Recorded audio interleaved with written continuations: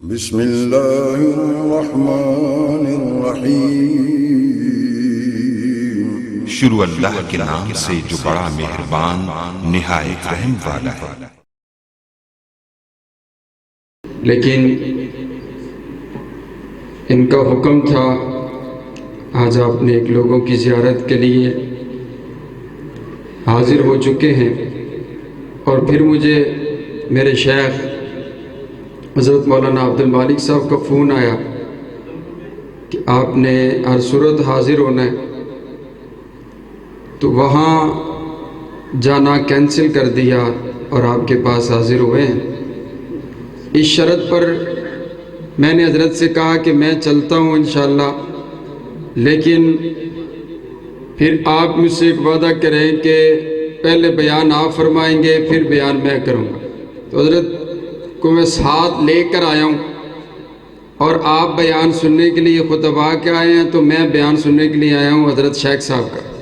تو ایک علمی گفتگو اور خوبصورت انداز میں اگر آپ سننا چاہتے ہیں تو ایک بار اونچی کہیں ذرا سبحان اللہ، ایک بار دونوں ہاتھوں کو اٹھا کر کہیں سبحان اللہ۔ اسی تھکے تھے کوئی نہیں؟ آج رات اللہ دے نامے لا چھڑیے پھر انشاءاللہ۔ کوئی چول کھامن تے نہیں آئے نا، اور دین سنن آئے ہو تو پھر انشاءاللہ کوئی مسئلہ نہیں ہے۔ لیتے 10 بجے نے تو انشاءاللہ 2 بھی بج سکتے نے، تو انشاءاللہ ہم سب شیخ عبد المالک صاحب سے یہ گزارش کرتے ہیں کہ وہ مفصل اور خوبصورت انداز میں ہماری اس ریکویسٹ پر وہ تشریف لے کر کے آئیں اور آپ کے سامنے نبی علیہ السلام کے فرامین آپ کے گوشت گزار کریں۔ حضرت مولانا حکیم عبد المالک صاحب۔ اعوذ باللہ السمیع العلیم من الشیطان الرجیم من حمزہ ونفخہ ونفثہ۔ بسم اللہ الرحمن الرحیم۔ والذی جاء بالصدق وصدق بہ اولئک هم المتقون۔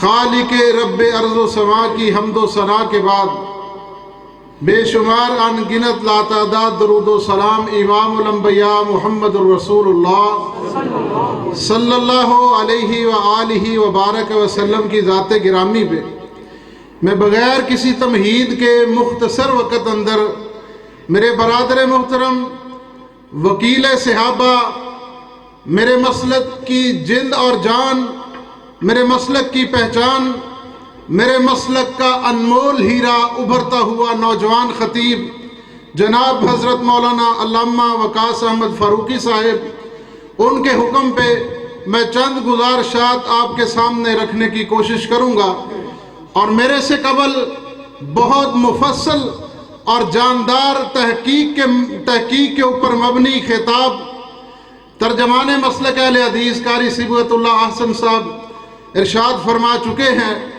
اللہ رب العزت سے دعا ہے کہ اللہ ہمارے دلوں کی حسد، کینہ، قدورتیں، نفرتیں دور فرما دے، اور اس جلسے کا پروگرام کا مقصد خالصتاً اللہ کی رضا حاصل ہو۔ اگر اللہ کی رضا نہیں ہے میرے بھائیوں تو وہ خطابتیں اور وہ واعظ و نصیحت اور وہ راتوں کے جگراتے کسی کام کے نہیں ہیں۔ میں نے آپ کے سامنے ایک چھوٹی سی آیہ مبارکہ تلاوت کی ہے، والذی جاء بالصدق وصدق بہ اولئک هم المتقون۔ جو حق لے کے آیا، وہ ہستی اور وہ شخصیت جو حق کو لے کے اس دنیا میں پوری عظمت اور شان کے ساتھ آئی، وہ ہستی کیا ہے؟ قرآن اس بات کی دلیل دیتا ہے کہ وہ ہستی محمد الرسول اللہ صلی اللہ علیہ وسلم کی ہے۔ آقا کا نام آئے محمد، درود کثرت سے پڑھے محمد، بآواز بلند پڑھے محمد صلی اللہ علیہ وسلم۔ فرمایا والذین آمنوا بما نزل علی محمد وہو الحق من ربہم۔ وہ شخصیت اور وہ ہستی جو آسمانوں سے دین کو لے کے آئی، اللہ نے ان کے قلب اطہر پہ دین کو نازل کیا، وہ دین حق کہلایا۔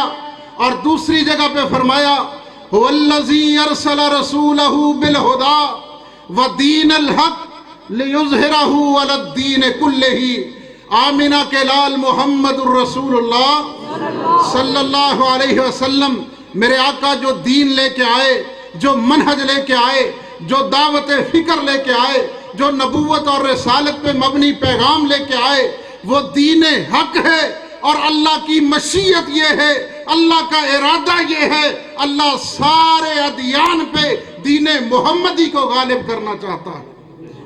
شیخ فاروقی صاحب، میرا اللہ دین محمدی پہ تمام ادیان کو غالب کرنا چاہتا ہے۔ اور حضرات، والذی جاء بالصدق، جو حق لے کے آیا، کائنات کے امام محمد الرسول اللہ صلی اللہ علیہ وسلم، وصدق بہ، سب سے پہلے جس نے اس کی تصدیق کی ہے۔ تصدیق کرنے والے کون ہیں؟ شیعہ کی معتبر کتابوں کا حوالہ، متع المقال، ممتحع الاعمال، کشف الغمہ، طبری، ابن اسیر، المختصر، 11 کتابوں کا حوالہ آپ کے سامنے رکھتا ہوں۔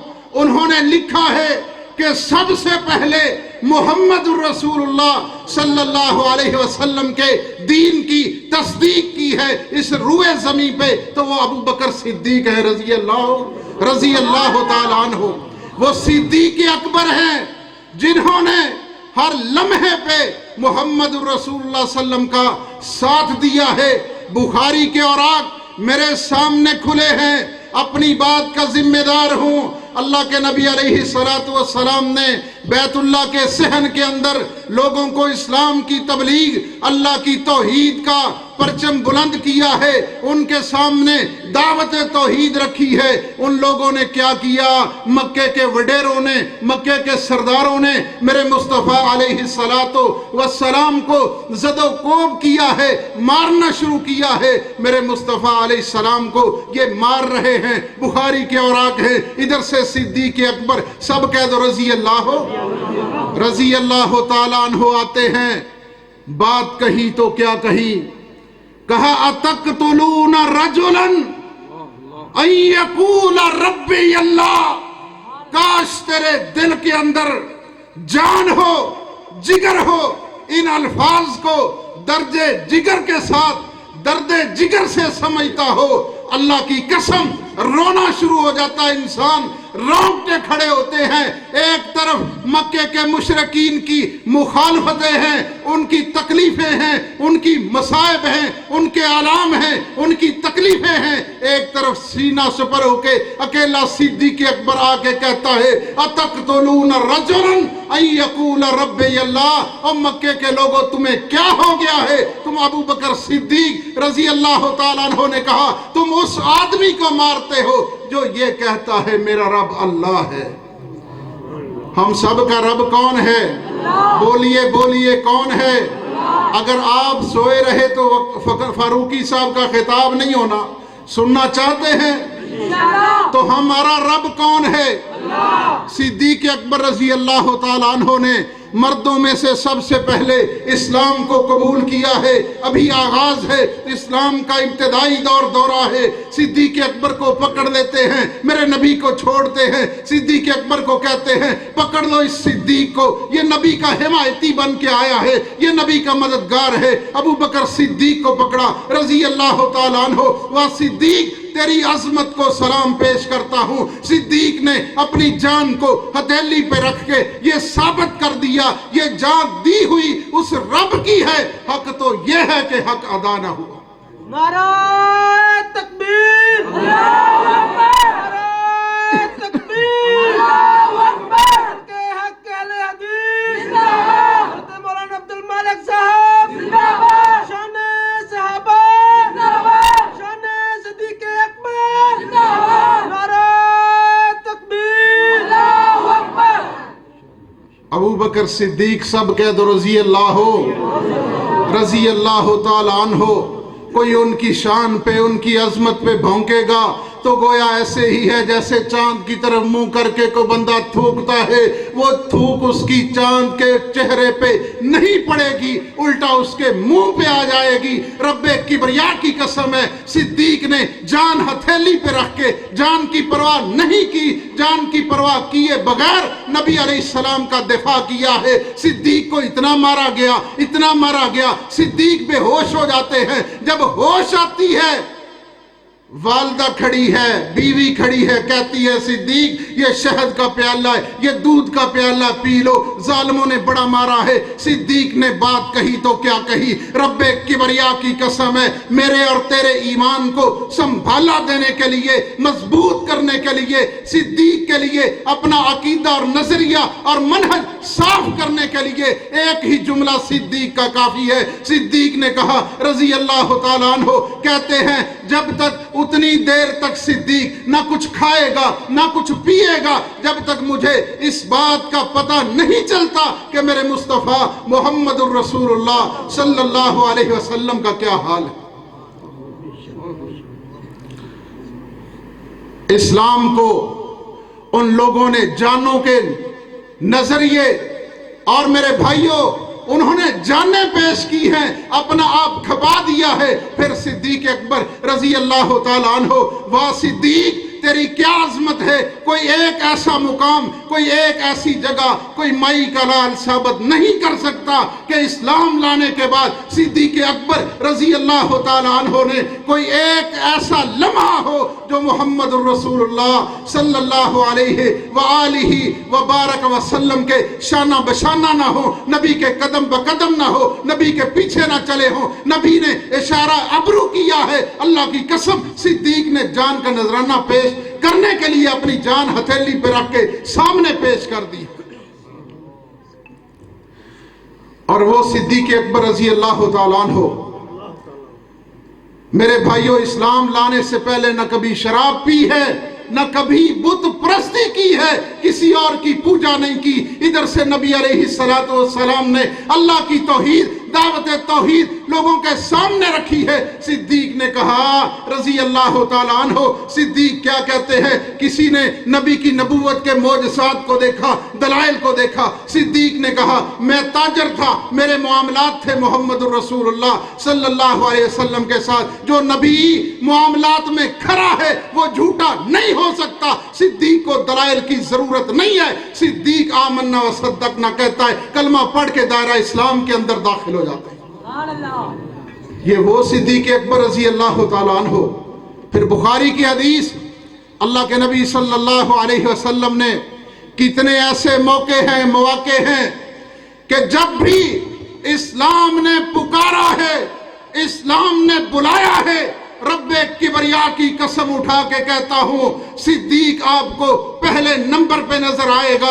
نبی کے بعد ہر جگہ پہ صدیق کا پہلا نمبر ہے۔ اسلام میں پہلا نمبر نبی کا، دوسرا صدیق کا۔ ہجرت میں پہلا نمبر نبی کا، دوسرا صدیق کا۔ یہ صحن بیت اللہ میں، مار کھانے میں پہلا نمبر نبی کا، دوسرا صدیق کا۔ ہجرت میں پہلا نمبر نبی کا، دوسرا صدیق کا۔ بدر میں پہلا نمبر نبی کا، دوسرا صدیق کا۔ احد میں پہلا نمبر نبی کا، دوسرا صدیق کا۔ خندق، حنین کے اندر، غزوات کے اندر، الغرض کوئی ایسی جگہ نہیں ہے جہاں پہ پہلا نمبر نبی کا نہ ہو، دوسرا صدیق کا نہ ہو۔ رب کبریا کی قسم ہے، صدیق نے ہر نبی کے آوازے پہ، ہر آوازے پہ لبیک کہا ہے۔ پھر اسلام نے عزت سے نوازا، عظمت سے نوازا، کہا صدیق کل قیامت کا دن ہوگا، مختصر بات، کل قیامت کا دن ہوگا جس بندے کو جنت کے 8 دروازوں سے آوازہ لگے گا وہ صدیق تو ہوگا۔ اور میرے بھائیوں، میں اپنی بات سمیٹنا چاہتا ہوں۔ میں ان کی موجودگی میں ادنا سا طالب علم ہونے کی حیثیت سے اپنا سبق سنا رہا ہوں۔ میرے بھائیوں، امام بخاری سب کہہ دو رحمہ اللہ۔ امام بخاری کو دنیا جانتی ہے، آپ جانتے ہیں یا نہیں جانتے؟ اور بولے امام بخاری کو جانتے ہیں یا نہیں جانتے؟ اور وابیاں دے والوں کے پتہ نہیں امام بخاری کون ہیں؟ جنہوں نے کتاب لکھی اصحح الکتب بعد کتاب اللہ، الصحیح البخاری، علامہ صاحب الصحیح البخاری تمام مکاتب فکر کا اس پہ اجماع ہے کہ قرآن کے بعد، اللہ کی کتاب قرآن کے بعد روئے زمین پہ اگر کوئی صحیح کتاب ہے وہ امام بخاری کی تالیف کردہ مرتب کردہ صحیح البخاری ہے۔ امام بخاری رحمہ اللہ نے صحیح بخاری لکھ کے امت پہ بہت بڑا احسان کیا ہے، اور ان کے احسان کا بدلہ پتہ کس بندے نے چکایا؟ صحیح بخاری کی شرح لکھی گئی 18 جلدوں کے اندر، علمی باتیں ہیں، غور سے سنیے گا، علامہ صاحب تصدیق فرمائیں گے۔ صحیح البخاری کی 18 جلدوں پہ مشتمل اس کی شرح لکھی گئی ہے۔ صحیح بخاری کی فتح الباری، علامہ امام ابن حجر اسقلانی رحمہ اللہ، انہوں نے امام بخاری کا یہ جو بہت بڑا احسان تھا، یہ فتح الباری لکھ کے یہ احسان چکا دیا ہے۔ اور امام ابن حجر رحمہ اللہ بات پتہ کیا لکھتے ہیں؟ کہتے ہیں کہ لوگوں، اگر اپنے اسلاف میں سے کسی کے لیے دعا کرنا مقصود ہو تو اس کائنات کے اندر 3 ایسی ہستیاں ہیں، ان شخصیات کے لیے، ان ہستیوں کے لیے دعا کیا کرو، وہ حق رکھتی ہے، تمہارے ذمہ قرض ہے۔ اگر اسلاف میں سے کسی کے لیے دعا کرنی ہے تو 3 ہستیوں کے لیے، ان میں سے سب سے پہلے نمبر پہ اگر کوئی ہستی ہے، اگر کوئی شخصیت ہے، وہ صدیق اکبر رضی اللہ تعالیٰ عنہ کی شخصیت۔ وجہ کیا بیان کرتے ہیں؟ امت کی ڈوبتی ہوئی ناؤ کو، ہچکولے کھاتی ہوئی کشتی کو صدیق نے اس وقت سنبھالا دیا ہے۔ رب کبریا کی قسم اٹھا کے کہتا ہوں، وہ صدیق تیری عظمت کو سلام پیش کرتا ہوں۔ سب کہہ دو رضی اللہ ہو، رضی اللہ ہو۔ جو صدیق سے محبت کرتا ہے دونوں ہاتھ بلند کر کے کہے صدیق رضی اللہ ہو، رضی اللہ تعالیٰ عنہ۔ صدیق نے کیا کارنامہ سر انجام دیا؟ رب کبریا کی قسم ہے، میں دن بیان کروں، رات بیان کروں، دن ختم ہو سکتے ہیں، راتیں ختم ہو سکتی ہیں، صدیق اکبر رضی اللہ تعالیٰ عنہ کی شان اور ان کی عظمت ختم نہیں ہو سکتی۔ 8 خطبات جمعۃ المبارک ہیں میرے، 8 خطبات صدیق اکبر رضی اللہ تعالیٰ عنہ کی شان مقدسہ پہ۔ وہ صدیق اکبر، میں چند لمحات کے اندر بات کو سمیٹنا چاہتا ہوں۔ امام ابن حجر الاسقلانی رحمہ اللہ کس بات کو بیان کرتے ہیں؟ امام ابن حجر اسقلانی، حضرات توجہ، آخری بات ہے، میں بات کو سرے لگانا چاہتا ہوں۔ امام ابن حجر اسقلانی رحمہ اللہ کہتے ہیں کہ جب اللہ کے نبی حضرت محمد رسول اللہ، سب پیار سے بولیں صلی اللہ علیہ وسلم، میرے نبی کا آخری وقت ہے، موت کا وقت قریب ہے۔ اللہ کے نبی علیہ السلام ماں عائشہ رضی اللہ تعالیٰ عنہ صدیق کی بیٹی صدیقہ کی گود میں دم توڑ دیتے ہیں، اللہ کو پیارے ہو جاتے ہیں، اللہم بالرفیق الاعلی، اپنے خالق حقیقی سے جا ملتے ہیں۔ ابو بکر صدیق رضی اللہ تعالیٰ عنہ مقام سخم تھا، حضرت ابو بکر صدیق رضی اللہ تعالیٰ عنہ مدینہ کے قریب اس بستی پہ، اس مقام پہ تشریف فرما تھے۔ عمر رضی اللہ تعالیٰ عنہ کو پتہ چلتا ہے، عمر نے بات کہی تو کیا کہی، عمر کو پتہ چلتا ہے، لوگوں نے کہا، اصحاب النبی نے یہ آوازہ بلند کیا، اللہ کے نبی کو موت آ چکی ہے، اللہ کے پاس پہنچ چکے ہیں۔ عمر جیسا عظیم جرنیل، عمر جیسا عظیم سپود اور ریاست مدینہ کا اس وقت کا کمانڈر ان چیف عمر فاروق رضی اللہ تعالیٰ عنہ، وہ اپنے حواس کھو بیٹھتے ہیں اور کیا کہتے ہیں؟ جس نے یہ بات کہی کہ صدیق اللہ کے نبی علیہ السلام کو موت آ چکی ہے، عمر کی تلوار اس کی گردن تن سے جدا کر دے گی، اس کا گلا کاٹ دیا جائے گا۔ اللہ اکبر۔ صحابہ پہ موت کا عالم ہے۔ اللہ کے نبی علیہ السلام، صحیح مسلم، صحیح ابن خزیمہ، صحیح ابن حبان اٹھا کے دیکھیں، مدینہ طیبہ کے اندر جامع ترمذی میں یہ روایت موجود ہے، مدینہ طیبہ میں کالی آندھی آئی ہے، صحابہ پہ غموں کے پہاڑ ٹوٹے ہیں، اور اس فاطمۃ الزہرا رضی اللہ تعالیٰ عنہا نے کہا تھا سبت علی مصائب لو انہا سبت علی الایام سرنا لیالیا۔ ابا جی کی وفات کے اوپر ابا جی کے وفات کے اوپر میرے اوپر غموں کے پہاڑ ٹوٹ چکے ہیں، اگر ان غموں کو دنوں پہ تقسیم کر دیا جائے دنوں کی سیاہ راتیں بن جائیں۔ حضرات آپ نے سوچنا ہے بات کون سی کرنا چاہتا ہوں۔ حضرت ابو بکر صدیق سب کہہ دو رضی اللہ۔ ابھی نبی علیہ السلام کا جسم اطہر، نبی علیہ السلام کا جسم مطہر پڑا ہوا ہے، صحابہ کے اندر دو طرح کے گروہ بن چکے ہیں، دو نظریات بن چکے ہیں، اور اس وقت دو موقف بن رہے ہیں۔ صدیق نے سنا، صدیق نے اس مقام کو چھوڑا، منبر رسول پہ چڑھے اور مسجد نبوی کے اندر منبر رسول کے اوپر بیٹھتے ہیں، خطبہ مسنونہ کہا، اور ابو بکر صدیق رضی اللہ تعالیٰ عنہ نے سوچا آج اس موقع کے اوپر اگر صحابہ دو ملت اسلامیہ دو موقف کے اندر بٹ جائے گی، ملت کا شرازہ بکھر جائے گا، ملت منتشر ہو جائے گی، یہ تفرقہ بازی کے اندر جائے گی۔ ابو بکر صدیق رضی اللہ تعالیٰ عنہ نے بصیرت سے کام لیا۔ اس وقت امت مسلمہ کو ایک موقف پہ اگر لا کے کھڑا کیا ہے تو وہ ابو بکر صدیق رضی اللہ تعالیٰ عنہ۔ خطبہ مسنونہ پڑھنے کے بعد کیا کہا؟ آج یہ الفاظ خطبہ صدیقی کے نام سے تاریخ کی کتابوں میں موجود ہیں، آج یہ الفاظ خطبہ صدیقی کے نام سے حدیث کی کتابوں میں موجود ہیں۔ باب وفات النبی مشکات المصابی کے اندر، صحیح مسلم کے اندر، اور اس کی اصل صحیح بخاری کے اندر بھی موجود ہے۔ حضرت ابو بکر صدیق رضی اللہ تعالیٰ عنہ نے قرآن کی یہ آیت پڑھی اِنَّكَ مَيِّتٌ وَإِنَّهُمْ مَيِّتُونَ وَمَا مُحَمَّدٌ إِلَّا رَسُولٌ قَدْ خَلَتْ مِن قَبْلِهِ الرُّسُلُ أَفَإِن مَاتَ أَوْ قُتِلَ انقلبتم عَلَىٰ أَعْقَابِكُمْ وَمَن يَنقلب عَلَىٰ عَقِبَيْهِ فَلَن يَضُرَّ اللَّهَ شَيْئًا۔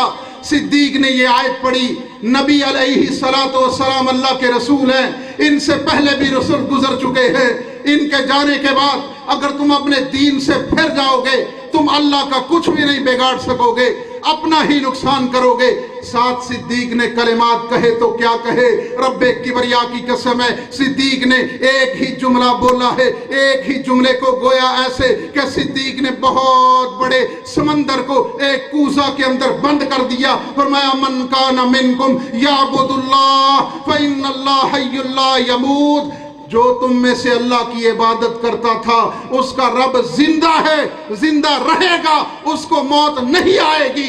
وَمَن كَانَ مِنكُمْ يَعْبُدُ مُحَمَّدًا فَإِنَّ مُحَمَّدًا قَدْ مَاتَ، جو تم میں سے محمد الرسول اللہ، بولے محمد الرسول اللہ، جو تم میں سے محمد الرسول اللہ صلی اللہ علیہ وسلم کی عبادت کیا کرتا تھا، جو محمد کو اپنا معبود مانتا تھا، اس کے معبود کو موت آ چکی ہے۔